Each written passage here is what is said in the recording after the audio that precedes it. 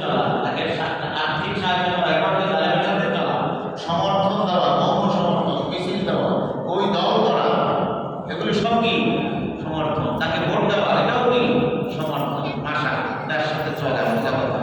নবী বলছেন যে জালেম তার সাথে যে চলে এবং সে নিজে জানে যে সে জালেম, জেনে শুনে জালেমের সাথে চলে। সোজা কথা, জানে ভালো করে যে এই লোক অত্যাচারী,